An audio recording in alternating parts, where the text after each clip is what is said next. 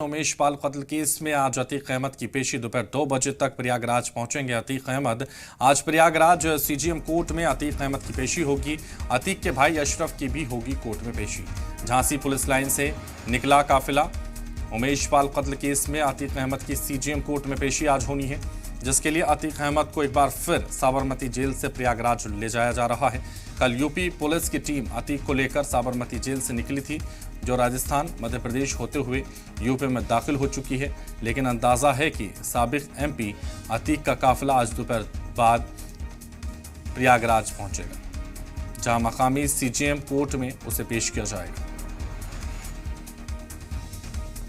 तो अतीक के भाई अशरफ की भी कोर्ट में पेशी होगी।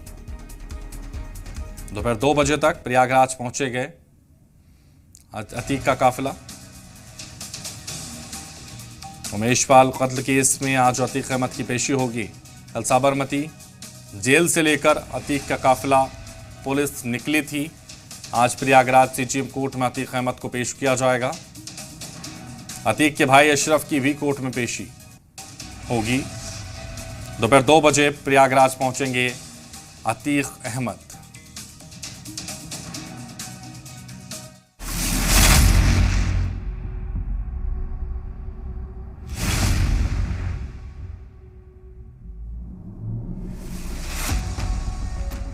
साबरमती से प्रयागराज जाते हुए साबिक एमपी अतीक अहमद का ये बयान उनकी परेशानी समझने के लिए काफी है।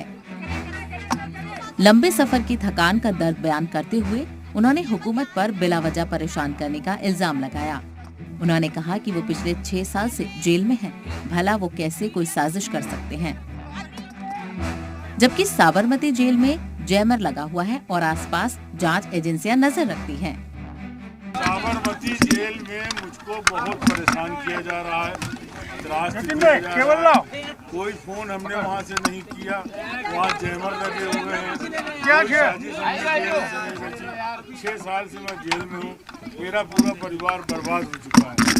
सरकार ने कहा मट्टी में मिला देंगे, तो मट्टी में तो मिल गए। अब मट्टी में मिलने के बाद रगड़े जा रहे हैं। मट्टी में तो मिल गए। कभी अपने शोहरत दबंगई का लोहा मनवाने वाले अतीक का आज बुरा हाल है। अपनी कार्रवाइयों को यूपी हुकूमत सही बता रही है। डिप्टी सीएम केशव मौर्य ने फिर दोहराया कि रियासत से जराइम का सफाया उनकी हुकूमत का मकसद है। इससे पहले कल जब उन्हें साबरमती जेल से लाने यूपी पुलिस पहुंची तो वो काफी मायूस दिखे। जेल से बाहर आते ही उन्होंने अपने जान का खतरा बताया। मीडिया के सवाल का जवाब देते हुए अतीक ने कहा कि जब सुप्रीम कोर्ट का हुक्म है कि वीडियो कॉन्फ्रेंसिंग के जरिए भी पेशी हो सकती है, तो फिर बार बार उन्हें क्यों परेशान किया जा रहा है। क्या कहेंगे, दोबारा से ले जा रहे हैं? सही नहीं है। करना चाहते हैं, मारना चाहते हैं। आपको तो उमेश लेके जा रहे हैं। मैंने उमेश पाल के हफ्ते में तो वीडियो कॉन्फ्रेंसिंग हो सकती थी। अब वीडियो कॉन्फ्रेंसिंग के लिए सुप्रीम कोर्ट ने कहा है। सुप्रीम कोर्ट आपको मार देंगे। जब सुप्रीम कोर्ट ने कहा कि वीडियो कॉन्फ्रेंसिंग कराओ। अपराधियों को राजनीति में लाने वाले भी लोग यही हैं।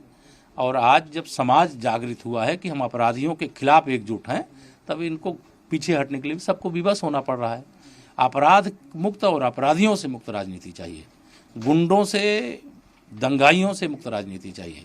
भ्रष्टाचारियों से मुक्त राजनीति। यूपी हुकूमत के दीगर वज़रा भी इसे माफियाओं के खिलाफ योगी हुकूमत का डर बता रहे हैं, जबकि समाजवादी पार्टी इसे सिर्फ दिखावे की सियासत बता रही है। उनका कहना है कि जिस सफर को कुछ घंटों में पूरा किया जा सकता है, उसे सिर्फ माहौल बनाने के लिए कई दिन और कई गुना पैसा बर्बाद किया जा रहा है, जिससे आम लोगों का कोई भला नहीं होने वाला। माननीय न्यायालय का जो भी निर्णय है, जो भी आदेश है, हम उसका अनुपालन कर रहे हैं। उत्तर प्रदेश राज्य में अब अपराधी बचने नहीं पाएंगे। हम कानून के तहत कड़ी से कड़ी सजा दिलाने के लिए काम। कानूनी प्रक्रिया हो रही है। कोई जो भी ऐसे लोग हैं जिन्होंने अपराध और पूरा कानून व्यवस्था से खिलवाड़ किया है, उन्हें बख्शा नहीं जाएगा। देखिए, सरकार जो भी होती है सब अपनी अपनी पढ़ाई करने के लिए ऐसे काम करते हैं।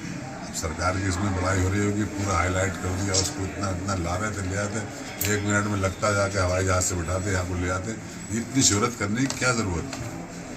बिला वजह इतना खर्चा कितना हुआ, कितना खर्चा हुआ, कितना पैसा लगा इसके अंदर लाने में, गाड़ियाँ गई।